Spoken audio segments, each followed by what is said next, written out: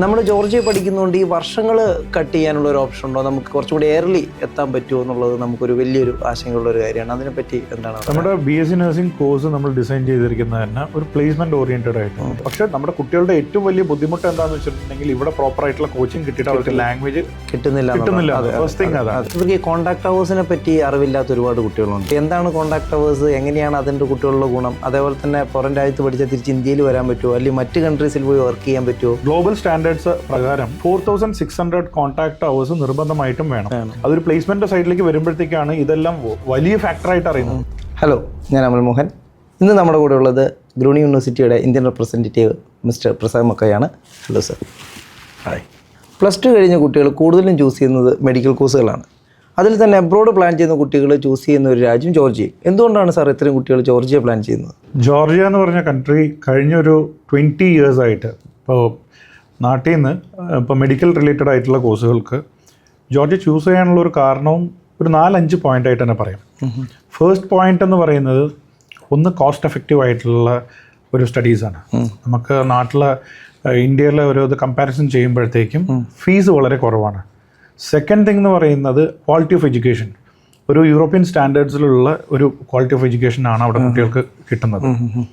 Third എന്ന് പറഞ്ഞിട്ടുണ്ടെന്നുണ്ടെങ്കിൽ അവിടെ safe ആണ് എല്ലാവർക്കും. ഇപ്പോൾ എന്താ പറയുക, കുട്ടികൾക്ക് ഭയങ്കര സേഫാണ്. ഒരു സേഫസ്റ്റ് കൺട്രി ലിസ്റ്റിൽ നോക്കുകയാണെന്നുണ്ടെങ്കിൽ ജോർജിയ ഈസ് ഓൾവേസ് ആ ടോപ്പ് ലിസ്റ്റിങ്ങിലുണ്ട്. ഇനി ഒരു ഫോർത്ത് പോയിന്റ് എന്ന് പറഞ്ഞിട്ടുണ്ടെങ്കിൽ അവിടുത്തെ ക്ലൈമറ്റാണ്. ക്ലൈമറ്റ് അത് വരുമ്പോഴത്തേക്കും നല്ല ക്ലൈമറ്റാണ്. അപ്പോൾ അവിടെ ഒരു ലിവിങ് ഇപ്പം മറ്റ് എക്സ്ട്രീം ക്ലൈമറ്റിക് കണ്ടീഷൻസ് ഉള്ള കൺട്രീസ് വെച്ച് നോക്കുമ്പോഴത്തേക്കും ജോർജിയ ഒരു പ്രിഫറബിളി എല്ലാവർക്കും ഇഷ്ടപ്പെടുന്ന ഒരു ക്ലൈമറ്റ് ഉള്ള സ്ഥലമാണ്. പിന്നെ ഫിഫ്ത്ത് പോയിന്റ് എന്ന് പറയുന്നത് Georgia is always A gate വേ.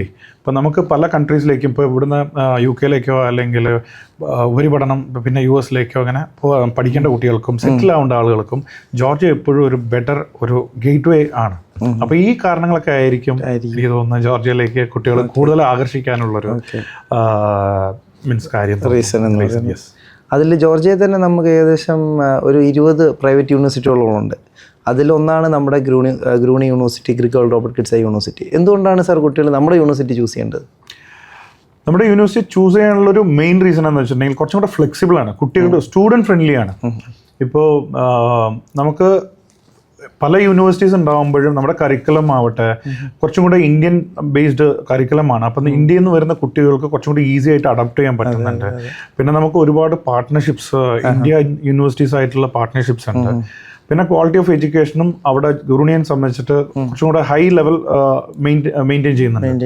അപ്പോൾ ഇതൊക്കെ തന്നെ ആയിരിക്കും എനിക്ക് തോന്നുന്നു കുട്ടികൾ ഗ്രൂണി ചൂസ് ചെയ്യാനുള്ള കാരണം. പല കോഴ്സസും പ്ലേസ്മെന്റ് ഓറിയന്റഡ് ആണ്. അപ്പോൾ ഇതൊക്കെ തന്നെ ആയിരിക്കും തോന്നുന്നു ഗ്രീക്ക് വേൾഡ് റോബർട്ട് കിഡ്സ് യൂണിവേഴ്സിറ്റിയുടെ ഒരു ഹൈലൈറ്റ്. പിന്നെ ഒരു മെയിൻ ഹൈലൈറ്റ് എന്താണെന്ന് വെച്ചിട്ടുണ്ടെന്നുണ്ടെങ്കിൽ നമ്മുടെ റിസൾട്ട്സ് നല്ലതാണ്.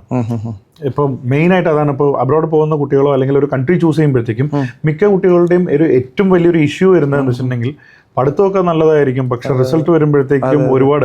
പക്ഷെ ആ ഒരു കാര്യത്തിൽ ഗ്രീക്ക് വേൾഡ് റോബർട്ട് കിഡ്സ് യൂണിവേഴ്സിറ്റിക്ക് ഒരു നല്ലൊരു പൊസിഷൻ ഉണ്ട്.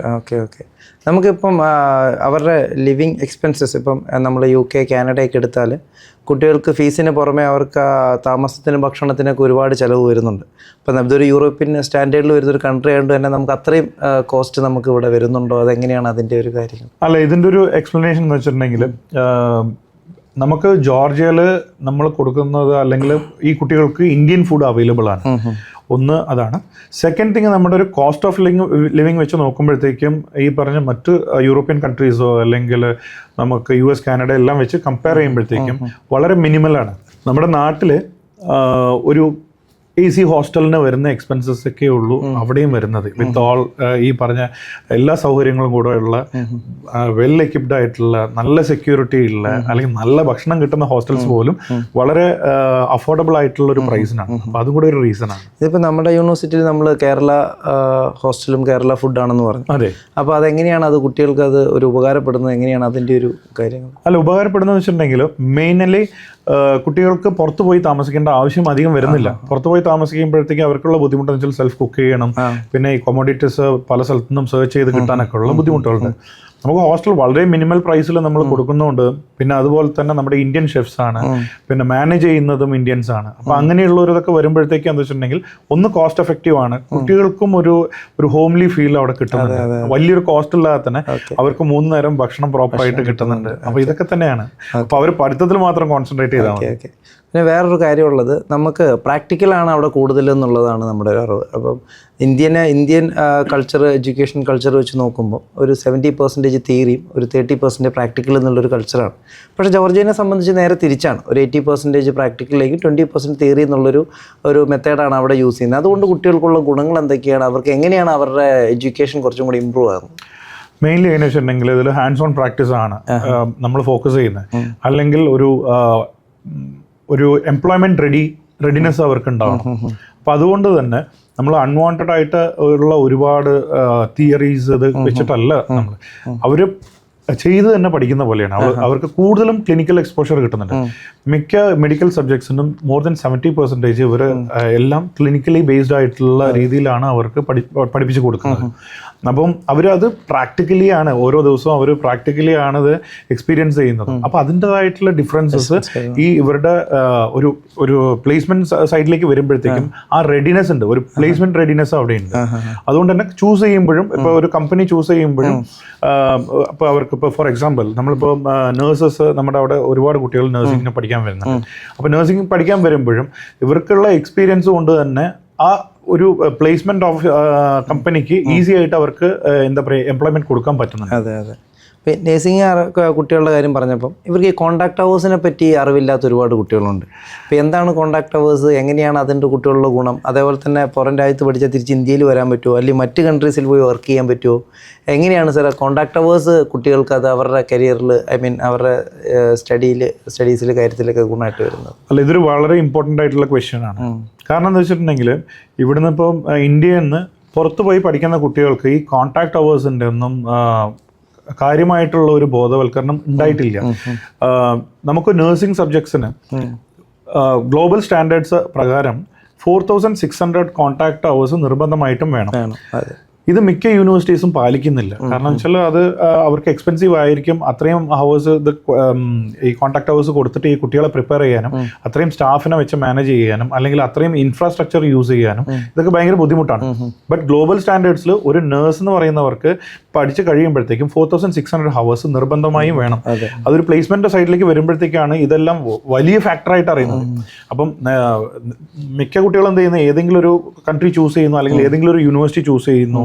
അപ്പോൾ അവിടെ എത്തി ഇവർ പഠിത്തമെല്ലാം കഴിഞ്ഞൊരു പ്ലേസ്മെന്റിലേക്ക് പോകുമ്പോഴേക്കാണ് ഇവർക്ക് ഇത്രയും കോൺടാക്ട് അവേഴ്സ് ഇല്ല. പിന്നെ അത് കഴിഞ്ഞിട്ട് വീണ്ടും അവർ ടോപ്പ് ചെയ്യുന്ന പോലെ വേറെ കോഴ്സുകൾ എടുത്തിട്ട് വേണം പോകാൻ. അപ്പോഴത്തേക്കും ചിലപ്പോൾ 1-2 വർഷങ്ങൾ കഴിഞ്ഞിട്ടുണ്ടാവും. അപ്പോൾ നമ്മൾ ഇവിടെ ഗ്രൂണിയിൽ നമ്മൾ എന്ത് ചെയ്തിട്ടുണ്ടെന്ന് വെച്ചാൽ 4700 അവേഴ്സ് പ്രോപ്പർ ആയിട്ടുള്ള ഒരു സിലബസ് ആണ് നമ്മൾ മെയിൻറ്റെയിൻ ചെയ്യുന്നത്.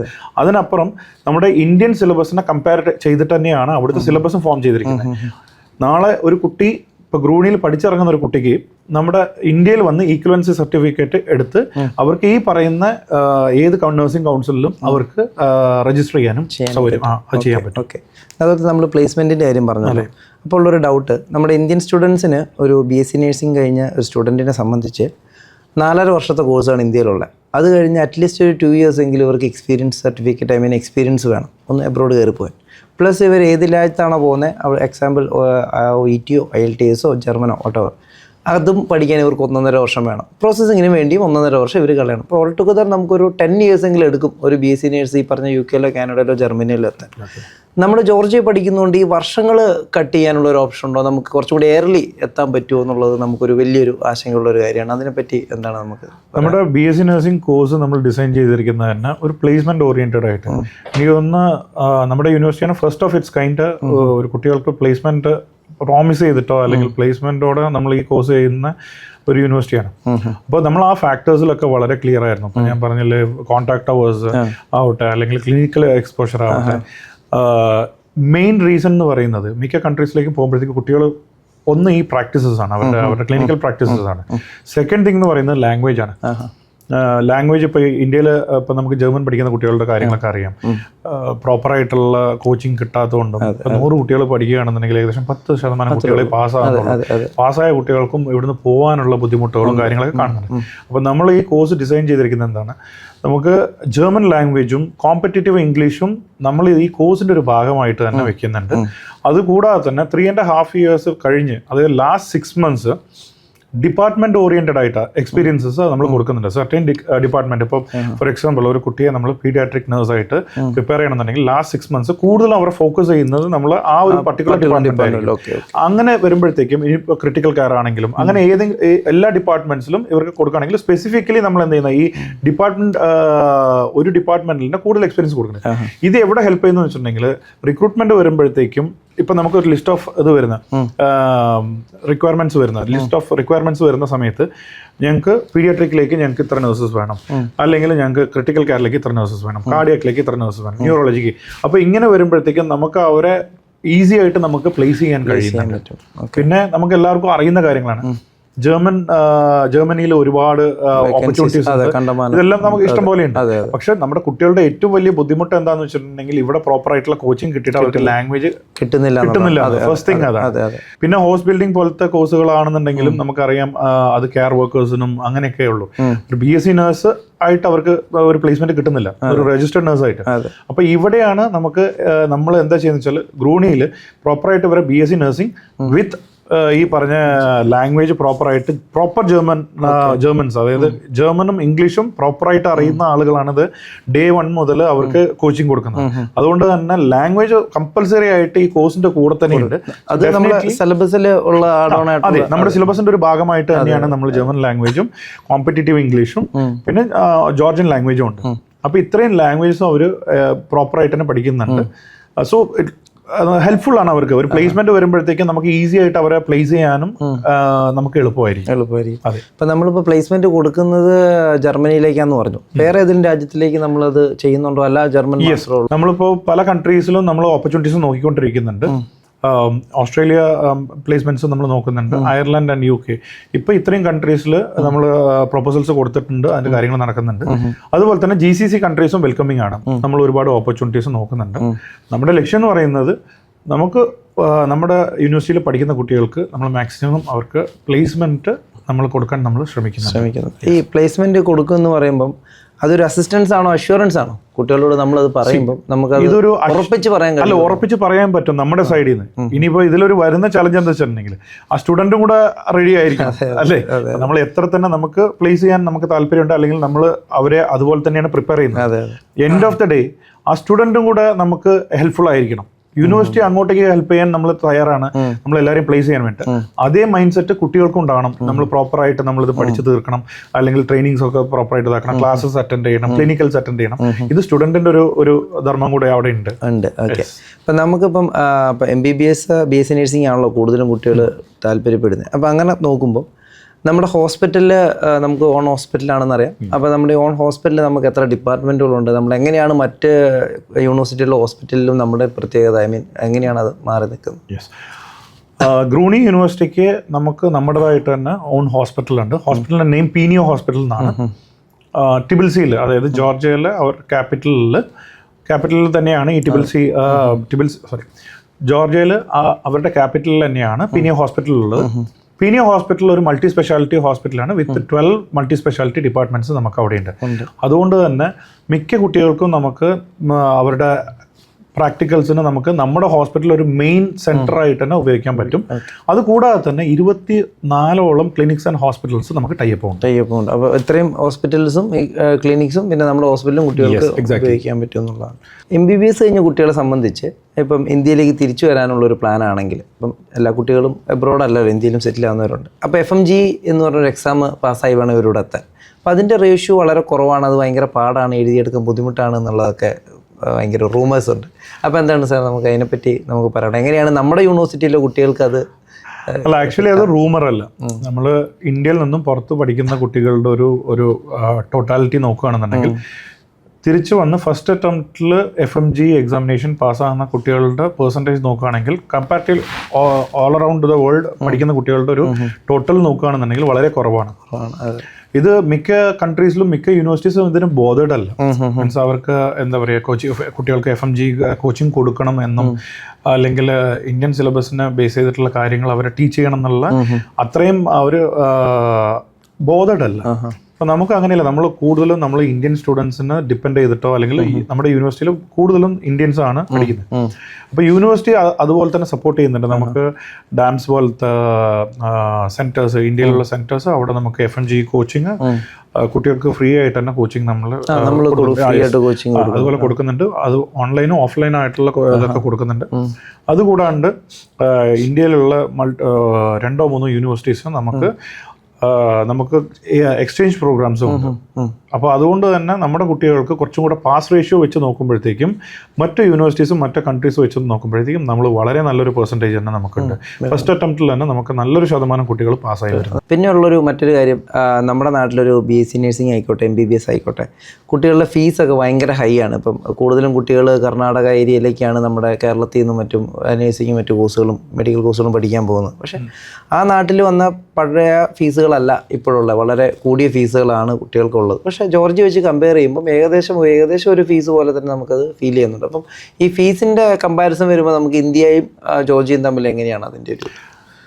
ഇപ്പോൾ ഒരു 2 വർഷമായിട്ട് നോക്കുകയാണെങ്കിൽ ഇന്ത്യയിലെ ഫീസും ഒരുപാട് ഹൈ ആയിട്ടുണ്ട്. ഒരു നല്ല മെഡിക്കൽ കോളേജിൽ പഠിക്കണം എന്നുണ്ടെങ്കിൽ അറൗണ്ട് എനിക്ക് തോന്നുന്നു 15 to 20 lakhs എക്സ്പെൻസസ് വരുന്നുണ്ട്, ഈവൻ മോർ. അപ്പൊ ആ ഒരു കോസ്റ്റിന്റെ അത്രയും വരുന്നില്ല ആക്ച്വലി. ഇപ്പൊ പറയാം, നമ്മുടെ കോഴ്സ് ബിലോ 14 lakhs നമുക്ക് നമ്മുടെ അക്കാഡമിക് ഇതെല്ലാം ഫീസ് എല്ലാം കഴിയും. പിന്നെ അതുപോലെ തന്നെ നമുക്ക് ഹോസ്റ്റൽ ഫീസ് ആണെന്നുണ്ടെങ്കിലും ഈ പറഞ്ഞ പോലെ അറൗണ്ട് 20 to 25,000 rupees ഇന്ത്യൻ മണിയിൽ നമുക്ക് ഒരു പെർ മന്തിൽ അവർക്ക് അക്കോമഡേറ്റ് ചെയ്യാൻ പറ്റുന്നുണ്ട് അവിടെ. അപ്പോൾ ഈ കാരണങ്ങളൊക്കെ തന്നെയാണ് ഞാൻ പറഞ്ഞില്ല, ഇപ്പോൾ ലാസ്റ്റ് 2 years ആയിട്ട് കൂടുതൽ കുട്ടികളും BSc നഴ്സിംഗ് പഠിക്കാൻ വേണ്ടിയിട്ടോ അല്ലെങ്കിൽ MBBS പഠിക്കാൻ വേണ്ടിയിട്ട് ജോർജിയയിലേക്ക് വരാനുള്ളൊരു മെയിൻ റീസൺ കൂടെ ഇതാണ്. MBBS ആകുമ്പോഴത്തേക്കും ലെസ് ദാൻ 5 lakhs അവർക്ക് പെർ ഇയർ ഫീസ് വരുന്നത്. പിന്നെ നമ്മൾ ഏത് കോഴ്സസ് ആണെന്നുണ്ടെങ്കിലും, ഇപ്പോൾ MBBS ആവട്ടെ അല്ലെങ്കിൽ നഴ്സിംഗ് ആവട്ടെ അല്ലെങ്കിൽ BDS ആവട്ടെ, ഏത് കോഴ്സുകൾക്കാണെന്നുണ്ടെങ്കിലും നമുക്ക് കുട്ടികൾക്ക് സെമിസ്റ്റർ വൈസ് ഫീ പേ ചെയ്യാനുള്ള ഒരു അവസരം കൊടുക്കുന്നുണ്ട്, ഒന്നിച്ച് പേ ചെയ്യേണ്ട ആവശ്യമില്ല. അപ്പോൾ അതുപോലെ തന്നെ ജോർജിയയിലേക്ക് വരുന്ന കുട്ടികൾക്ക് പാർട്ട് ടൈം ജോബിൻ്റെ ഒരു വലിയൊരു പ്രോബ്ലം പല കുട്ടികളും പറഞ്ഞു കേട്ടിട്ടുണ്ട്. അതായത് അവിടെ നമുക്ക് പാർട്ട് ടൈം ജോബ് കിട്ടാൻ പാടാണ്, ബുദ്ധിമുട്ടാണ്. അപ്പോൾ അങ്ങനെ ഒരു സിറ്റുവേഷൻ വന്നാൽ നമുക്ക് യൂണിവേഴ്സിറ്റിക്ക് അങ്ങനെ കുട്ടികളെ ഹെൽപ്പ് ചെയ്യാൻ പറ്റും? യൂണിവേഴ്സിറ്റി ആക്ച്വലി ഈ പാർട്ട് ടൈം ജോബ്സിന് ഹെൽപ്പ് ചെയ്യുന്നില്ല. ഫസ്റ്റ് ഓഫ് ഓൾ അത് അങ്ങനെ ഒരു ഇതില്ല. ഇത് കുട്ടികളുടെ ഒരു എബിലിറ്റിയാണ്. നേരത്തെ എന്ന് വെച്ചാൽ കുറച്ചും കൂടെ ഈസി ആയിട്ടുള്ള ജോബ്സ് അവിടെ കിട്ടാൻ സാധ്യതകളുണ്ടായിരുന്നു. ഇപ്പോൾ അവിടുത്തെ റെഗുലേഷൻസും മാറിയിട്ടുണ്ട്. പക്ഷെ എന്നാലും നമ്മളത് ക്രാക്ക് ചെയ്യുന്നുണ്ട്. എന്നു വെച്ചിട്ടുണ്ടെങ്കിൽ മിക്ക കുട്ടികളും ഇപ്പം അവൈലബിൾ ആയിട്ടുള്ള ജോബ്സിലൊക്കെ കയറുന്നുണ്ട്. അല്ലാത്ത കുട്ടികൾക്ക് ഇപ്പോൾ പുതിയതായിട്ട് 2-3 കമ്പനീസ് നമ്മൾ അപ്രോച്ച് ചെയ്തിട്ടുണ്ട്. ഇപ്പോൾ ഹോസ്റ്റലിൽ ഉള്ള കുട്ടികൾ എല്ലാവരും മോസ്റ്റ്ലി അവർക്ക് ലാപ്ടോപ്സും ഇതൊക്കെ ഉള്ളതാണ്. അപ്പോൾ അവരെ ട്രെയിൻ ചെയ്തിട്ട് ഈ മെഡിക്കൽ റെക്കോർഡ്സ്, അതുപോലെ ഡേറ്റ ലേബിളിംഗ്, അതുപോലത്തെ ജോബ്സ് ഒക്കെ ട്രെയിൻ ചെയ്തിട്ട് അതിൽ ഇപ്പോൾ ഈ 2 months 3 months അവർക്ക് ട്രെയിനിങ് ഉണ്ടാവും. അതിൽ എലിജിബിൾ ആയിട്ടുള്ള കുട്ടികൾക്ക് തീർച്ചയായിട്ടും ജോബ്സ് കിട്ടുന്നുണ്ട്. അതുകൂടാതെ തന്നെ സോഷ്യൽ മീഡിയ പേജ് മാനേജ്മെന്റ് അങ്ങനെയുള്ള കമ്പനീസ് അവരും അപ്രോച്ച് ചെയ്യുന്നുണ്ട്. അപ്പോൾ ഇവർക്ക് നോർമലി ഇവർക്ക് ക്ലാസ്സസ് ഒക്കെ ഒരു 3 hours അല്ലെങ്കിൽ മാക്സിമം ഒരു 4 hours ഒക്കെ ഒരു ദിവസം ക്ലാസ് ഉണ്ടാകത്തുള്ളൂ.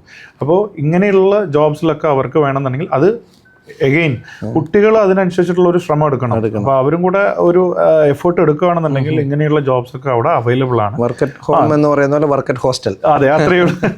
അത് അല്ല, നമുക്ക് ഹെൽപ്പ് ചെയ്യാൻ തയ്യാറാണ്. കാരണം വെച്ചാൽ നമുക്ക് ഇവിടുന്ന് വരുന്ന കുട്ടികൾ അത്രയും എഫേർട്സ് എടുത്തിട്ടാണ് വരുന്നത്. നമുക്ക് കഴിയുന്ന രീതിയിൽ നമുക്ക് എന്തൊക്കെ ചെയ്യാൻ പറ്റുമോ അതൊക്കെ ചെയ്യാം. പക്ഷേ അതൊരു അഷ്വറൻസ് ആയിട്ട് നമുക്ക് പറയാൻ കഴിയില്ല. കാരണം വെച്ചാൽ കുട്ടികളുടെ എഫർട്ടും കൂടിയാണ്. ഇപ്പം നമുക്ക് ഒട്ടും ഒരു കാലിബർ ഇല്ലാത്തൊരു കുട്ടി അല്ലെങ്കിൽ അങ്ങനെ നമുക്ക് അവർക്ക് ഒരു ജോബ് കൊടുക്കണം എന്ന് പറഞ്ഞാൽ ഒരിക്കലും പോസിബിൾ അല്ല. ബട്ട് അതേപോലെ തന്നെ നമുക്ക് ഇപ്പോൾ ഈ ട്രെയിനിങ്സും ഇങ്ങനത്തെ കാര്യങ്ങൾക്കൊക്കെ നമ്മൾ അറേഞ്ച് ചെയ്യുന്നുണ്ട്. അതൊക്കെ ഫ്രീ ഓഫ് കോസ്റ്റിൽ തന്നെ നമ്മൾ ചെയ്യുന്നു. അത് കഴിഞ്ഞ് അവർ എലിജിബിൾ ആവുകയാണെന്നുണ്ടെങ്കിൽ പല ജോബ്സിലേക്കും അവർക്ക് ഡേറ്റ എൻട്രി ജോബ്സ് അല്ലെങ്കിൽ സോഷ്യൽ മീഡിയ ബേസ് ചെയ്തിട്ടുള്ള ജോബ്സ് അങ്ങനെയുള്ള പല ജോബ്സിലേക്കും അവർക്ക് നമുക്ക് റെഫർ ചെയ്യാനുള്ളൊരു അവസരമുണ്ട്. ഓക്കെ. അതുപോലെ തന്നെ ജോർജിയയിൽ നമുക്ക് പോകാമെന്ന് പറയുന്നത് മറ്റ് രാജ്യങ്ങളെ അപേക്ഷിച്ച് വളരെ എളുപ്പമാണ്. വിസ പ്രോസസ്സിംഗ് ഒക്കെ വളരെ ഈസിയാണ്, റിജക്ഷനൊന്നുമില്ല. പക്ഷെ എന്നാലും കഴിഞ്ഞ ഇടയ്ക്ക് കുറച്ചൊരു ഡിലേ വരുന്നതായിട്ട് കണ്ടു. അപ്പോൾ ഇനി വരുന്ന നെക്സ്റ്റ് ഇൻടേക്കിൽ സെപ്റ്റംബർ 15 കൂടി പോകുന്ന ഇൻടേക്കിൽ വരുന്ന കുട്ടികൾക്ക് അത്തരം ബുദ്ധിമുട്ടുകൾ വരാൻ സാധ്യതയുണ്ടോ? ഇടക്കാലത്ത് നമുക്ക് കുറച്ച് ഡിലേ വന്നിട്ടുണ്ട്. നേരത്തെ നമുക്ക് 10-15 ദിവസങ്ങളിൽ നമുക്ക് വിസ കിട്ടുമായിരുന്നു. അത് കഴിഞ്ഞൊരു സെപ്റ്റംബർ മുതൽ നമുക്ക് കുറച്ച് ഡിലേസ് ഉണ്ടായിരുന്നു, വിസയിൽ ഡിലേസ് ഉണ്ടായിരുന്നു. മിനിസ്ട്രിയിൽ നിന്ന് വിസ നമുക്ക് പ്രിൻ്റ് ചെയ്ത് കിട്ടാനൊക്കെ ടൈം ഉണ്ടായിരുന്നു, മീൻസ് ഒരുപാട് സമയം എടുത്തിട്ടുണ്ടായിരുന്നു. ആ ഒരു സംഭവം ഇപ്പോൾ പുതിയ റെഗുലേഷൻ, അതായത് നമുക്ക് ജോർജിയൻ എംബസി ഒരു പുതിയ റെഗുലേഷൻ തന്നെ അവർ കൊണ്ടുവന്നിട്ടുണ്ട്. എങ്ങനെയെന്ന് വെച്ചിട്ടുണ്ടെങ്കിൽ ഫാസ്റ്റ് ട്രാക്ക് വിസയുടെ ഒരു ഓപ്ഷൻ കൊണ്ടുവന്നിട്ടുണ്ട്. ഇപ്പോൾ നമുക്ക് നോർമൽ വിസ ഉണ്ട്, നോർമലി 30 days 60 days കിട്ടുന്ന വിസ, 30 days to 60 days. പക്ഷേ അവരെന്ത് ചെയ്തിട്ടുണ്ട്, ഈ വിസ പ്രോസസ്സിങ് കുറച്ചുകൂടെ ഫാസ്റ്റർ ആക്കാൻ വേണ്ടിയിട്ട് $100 നമ്മൾ എക്സ്ട്രാ പേ ചെയ്യണം. ഒരു കാൻഡിഡേറ്റ് പേ ചെയ്യുകയാണെന്നുണ്ടെങ്കിൽ നമുക്ക് 20 വർക്കിംഗ് ഡേയ്സിൻ്റെ ഉള്ളിൽ വിസ കിട്ടുന്ന പോലെയും, അതുപോലെ തന്നെ നമുക്ക് $200 പേ ചെയ്യുകയാണെന്നുണ്ടെങ്കിൽ 10 ദിവസം കൊണ്ട് നമുക്ക് ഫാസ്റ്റ് ട്രാക്കിൽ കിട്ടുന്ന ഓപ്ഷൻസ് ഒക്കെ വന്നിട്ടുണ്ട്. അതുകൊണ്ട് തന്നെ ഇനിയിപ്പോൾ ആ ഒരു പ്രോബ്ലം ഉണ്ടാവില്ല എന്ന് തന്നെയാണ്. ഏകദേശം നമ്മൾ എല്ലാ ഒരു ഏരിയയും നമ്മൾ കവർ ചെയ്തെന്ന് തോന്നുന്നു. ഇനിയിപ്പം നമ്മുടെ ഈ +2 കഴിഞ്ഞ് വരുന്ന ഈ ഒരു യങ്ങേഴ്സിനോട് നമുക്കിനി അടുത്ത ജോർജിയയിലേക്കൊക്കെ വരുന്ന നമ്മുടെ കുട്ടികളോട് സാറിന് എന്താണ് ഒരു മെസ്സേജ് പറയാനുള്ളത്? എല്ലാവരും വെൽക്കം ചെയ്യുന്നു. ധൈര്യമായിട്ട് അഡ്മിഷൻസ് എടുക്കാം, വരൂ, നല്ല ക്വാളിറ്റി ആയിട്ട് പഠിക്കാം.